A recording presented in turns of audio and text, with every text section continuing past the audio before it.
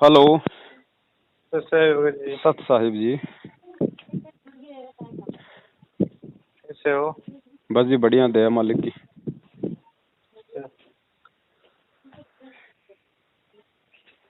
बताओ जी। भगत जी, वो एक मेरे समस्या आई, वो समाधान करना। बताओ। वो क्या हुआ था, मैंने 14 अप्रैल को नाम दीक्षा ली थी। उसके बाद वो मर्यादा में से ठीक रही नहीं अभी। जी। वो मैंने वैक्सीन ही लगा दी और वो क्या थोड़ा शादी विवाह में चला गया, मेरी मर्यादा भंग हो गई। इसलिए मुझे अब वो आपका सत्संग सुना, फिर बहुत पछतावा हो रहा है। कहाँ चले गए थे बीच में? वो शादी में चला गया था एक दो अच्छा बार, अच्छा और वो कैसे हो गया, जन्मदिन पे चला गया। अच्छा अच्छा अच्छा। वो मर्यादा भंग हो गई, इसलिए वो आपका सत्संग सुना, उसके बाद बस बहुत पछतावा हो रहा है मुझे। और नाम कब लिया था? वो 14 अप्रैल को लिया था, 13-14। इसी महीने? वे अभी 2-3 महीने पहले? हाँ। अच्छा अच्छा अच्छा। देखो भगत जी, सबसे बड़ी जो गलती भगत समाज जो करता है ना, सबसे बड़ी गलती यही करता है कि सत्संग पहले अच्छे से नहीं सुनते। और गुरुजी हमेशा इसी बात पे जोर देते हैं कि भाई नाम चाहे 6 महीने बाद में ले लो, कोई दिक्कत नहीं है, मैं नाम ही देने आया हूँ, कोई भेड़ बकरी चराने नहीं आया। आराम से इस ज्ञान को समझो, सत्संग में आओ, डीवीडी ले जाओ, सीडी ले जाओ। ये जरूरी नहीं होता कि हम एक ही बार आश्रम में जाएं और पहली बार में नाम ले लें, ऐसा नहीं वो होता मैं भगत जी। वो आश्रम में नहीं गया था, यहाँ पर वो नाम दीक्षा केंद्र पे ली थी। जी जी जी, तो है ना, अब ये सबसे बड़ी गलती यही हो जाती है, फिर ज्ञान के अभाव में फिर हम मर्यादाओं का हनन कर देते हैं। अब हाँ, देखो वो भगत जी, दूसरी बात ये भी है कि ऐसा कोई भगत है भी नहीं जो नाम लेके नाम नहीं तोड़ता हो। मर्यादा सबसे हाँ, खंडित होती है भगत जी, ऐसा कोई भगत नहीं है सतगुरुदेव जी को छोड़ के जो अपनी मर्यादाओं को खंडित ना करता हो। तो वो अनजाने में होती हैं, कुछ जानबूझ के हो जाती हैं, कुछ किसी के दबाव में हो जाती हैं। और हाँ, होती इसलिए क्योंकि ज्ञान को आधार नहीं बना पाते। अगर ज्ञान समझ में आ जाए तो आदमी पूरी दुनिया से ना लड़ जाए। हाँ। तो अब वो फिर ऐसा है आपसे। वो मेरे जी बताओ। बताओ बताओ। वो मेरे परिवार वाले सब विरोध करने लगे, इसलिए वो थोड़ा बहुत हो गया था। हमारे गांव में एक ही हूँ, अच्छा। इसलिए सब लोग कहने लगे वो ऐसा रामपाल है, रामपाल। इसलिए मेरे को बहुत दुख होता है कभी भी। अब देखो, अब आप दोबारा से जुड़ना चाह रहे हो, अब क्या हाँ, गारंटी है भगत जी कि आप फिर से नाम खंडित नहीं करोगे, मर्यादा नहीं तोड़ोगे?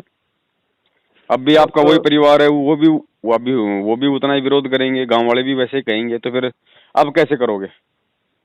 अब जो भी होगा देखा जाएगा। नहीं नहीं, ऐसा नहीं भगत जी, फिर जो भी होगा देखा जाएगा मतलब तोड़ दोगे फिर से मर्यादा? नहीं, मर्यादा तो नहीं तोड़ूंगा मैं, अभी तो टूटा तो नहीं, मतलब कभी कहीं कहीं गलती 2-3 बार हो गई ऐसे। तो जो भी होगा देखा जाएगा, मतलब तो ये हो गया कि वो तो उस समय देखेंगे क्या होगा क्या नहीं होगा। हाँ, वो तो है। तो भगत जी अभी भी कितनी कमजोरी है ना। आप एक काम हाँ, करो भगत जी, हाँ, अब नाम तो आपको मिल गया जैसा भी है।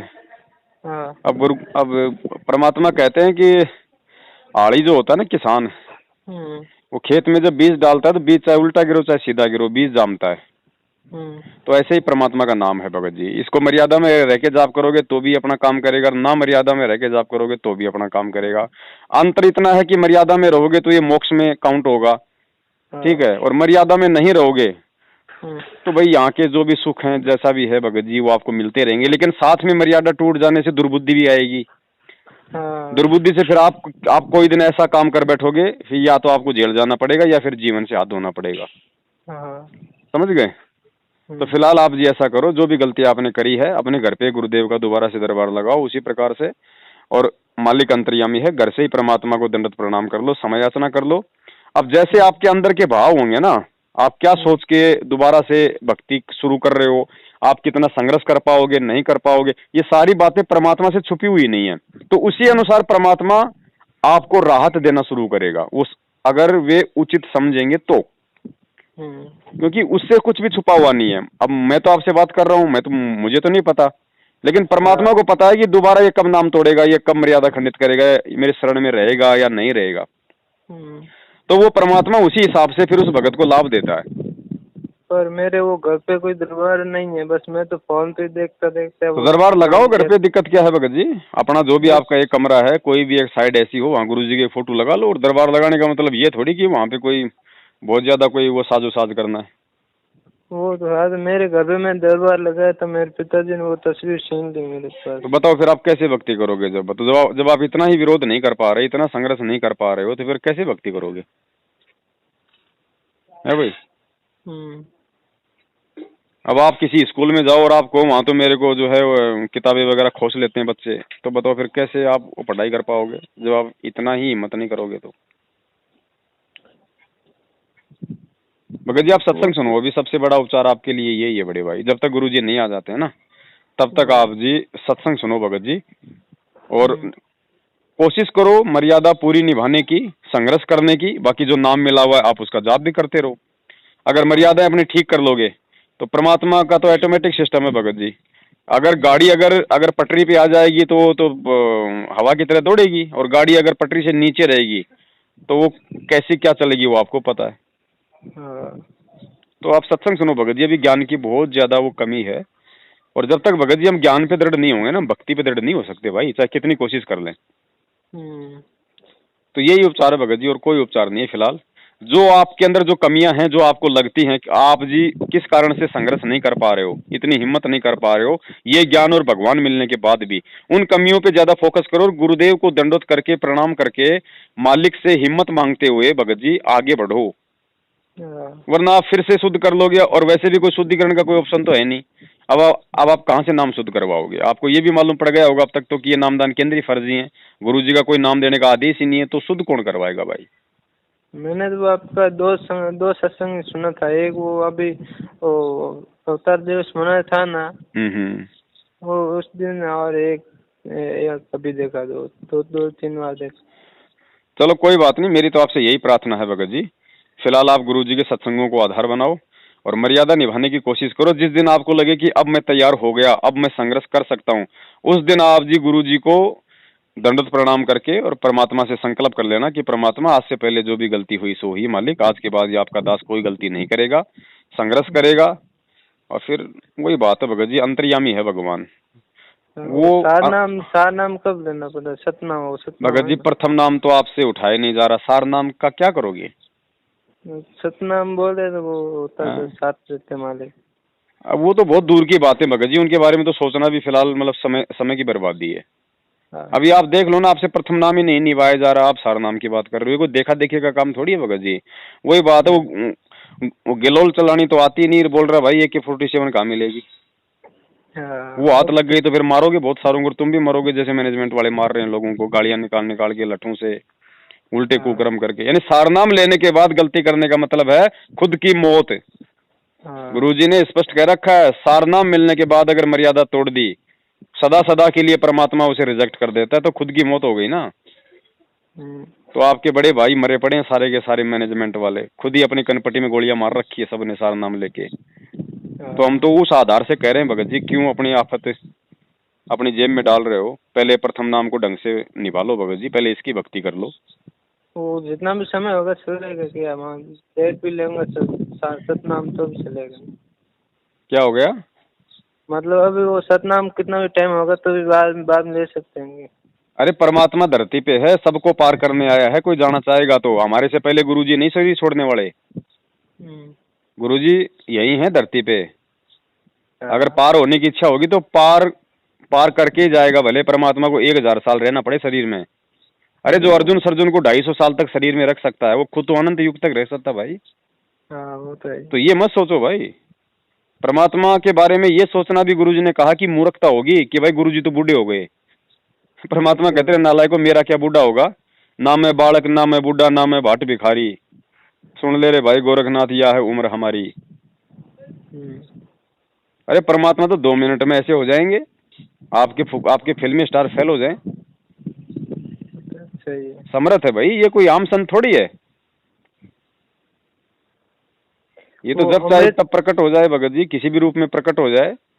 ये तो एक साथ 1000 रूप में प्रकट हो जाए, 10,000 रूप में प्रकट हो जाए, भगत बन के भक्ति भी कर रहा होगा, सतगुरु बन के नाम भी दे रहा होगा, और परमात्मा बन के सतलोक भी बैठा होगा। इसका कौन क्या वार है पार भगत जी, इसकी अवगति कौन जाने, अवगत की गति। हमें जितना कोर्स परमात्मा ने दिया है, हमें उस पर फोकस करना चाहिए भगत जी।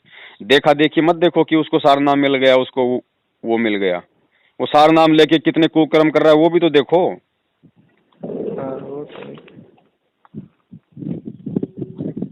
है ना। बच्चा, छोटा बच्चा होता है ना, उसको भगत जी जब वो जिद कर लेता है ना, बाप की बंदूक देख के, बाप जैसे आर्मी से रिटायरमेंट आया है, अब ये फौजी क्या करते हैं, उधर से एक बंदूक ले आते हैं लाइसेंस वाली, उसको अपनी दीवार पे टांगते हैं लोगों को दिखाने के लिए, ताकि गांव में हमारा रुतबा बने।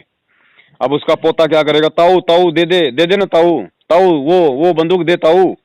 अब ताऊ को पता है ये बालक है, इसको बंदूक थोड़ी दे दूंगा। अब वो क्या करता है, फिर उसको मार्केट से कोई 20-30 रुपए की लाके देता है। अब वो बच्चा उससे राजी हो जाता है हैं, और जैसे ताऊ उसको देता है बंदूक 20-30 रुपए वाली, सबसे पहले आपने देखा होगा वो अपने बाप या दादा की तरफ ही सबसे पहले मुंह करके उसका बटन दबाता है। तो है ना। तो गुरुजी भगत जी, अगर गुरुजी ने असली सारनामा अभी तक अगर किसी को दे दिया होता ना, तो नाला कि ये खुद भी मरते, ये सारा काम ही उल्टा कर देते। जब ये नकली बंदूक लेके अपने आप में इतने इतने अहंकारी हो गए हैं, बात बात पे लोगों को शराब दे रहे हैं, गाड़ियां दे रहे हैं, माँ बहन का वो करते हैं, तो सोचो इनको अगर असली सारनाम गुरुजी ने आज तक दे दिया होता किसी को, तो ये तो ऐसे के तैसे कर देते पूरी मतलब जो हमल की ब्रह्मांड की। उसमें तो इतनी पावर है, सारनाम के बाद तो इतनी शब्द शक्ति आ जाती है जीव में, धरती पलट के रख सकता है भगत। तो इनको परमात्मा ने, जितने भी हैं सन 1994 से लेके आज तक, परमात्मा ने स्वामी रामदेवानंद जी जो अपने दादा गुरुजी हैं उनको छोड़ के गुरुजी ने किसी को सारनाम नहीं दिया अभी तक, समझे। पहले सारनाम के लिए भगत जी भगत बनना पड़ता है, अपने आप को जीवित मारना पड़ता है। गुरुजी ने क्या बताया, जब जो मतलब सरसों होती है ना, सरसों, जब सरसों की वो फलियां आ जाती है ना, बीज जब उसके फल लग जाता है सरसों के, तो वो जमीन की तरफ झुकती है ना। तो सारनाम की कमाई से भगत को मतलब नीचे झुकना चाहिए, आधीन होना चाहिए, उसको प्रेमी होना चाहिए, या माँ बहन की गालियां निकालनी चाहिए, या भक्तों को लट्ठों से मारना चाहिए। तो ये क्या कर रहे हैं सारनाम लेके, गुरुजी का भाई बेटा बंधु रिश्तेदार जवाई बड़े बड़े, ये भक्तों के घरों में जा जाके उनको बेचारों को जानवरों की तरह मार रहे हैं, माँ बहन की खुलेआम गालियां निकाल रहे हैं। इनका वर्ल्ड कोऑर्डिनेटर देश राज जो सबसे बड़ा भगत माना जाता है, सारनाम जिसको प्राप्त है, वो मुझ पवन दास को फोन करके कहता है कि तेरे मुंह में मूत दूंगा, तेरी छोरी को मैं कोठे पे बैठा दूंगा। तो भाई इनके पास सारनाम नहीं, परमात्मा ने पता नहीं इनको तो कौन सी विशेष जो है जड़ी बूटी सुंगा रखी है ना। तो आप सारनाम के चक्कर में ना पड़ो भगत जी, वो परमात्मा का काम है, वो कब देंगे, वो किसको देंगे। परमात्मा कहते हैं बिन ही रसना नाम चलत है निर्वाणी से नेहा, और गरीब दास बोडल में दीपक छानी नहीं सनेहा। जब हम उसके लायक हो जाएंगे ना, तो भगवान अपने आप दे देगा बुला के। सारनाम भगत जी मांगने की वस्तु नहीं है, समझ गए। सारनाम के लिए परमात्मा से प्रार्थना करनी पड़ती है, उसके लिए जो है योग्य बनना पड़ता है, बहुत सारी परीक्षाएं जो है पास करनी पड़ती हैं। अब इन सारनामियों के कुक्रम देख लो ना आप, तो पहले भगत जी प्रथम नाम को तो संभाल लो बड़े भाई ढंग से। वो इसीलिए आप आपके वो ग्रुप से मुझे जोड़िएगा। चलो मैं जोड़ देता हूँ, आपका व्हाट्सएप नंबर ये है क्या?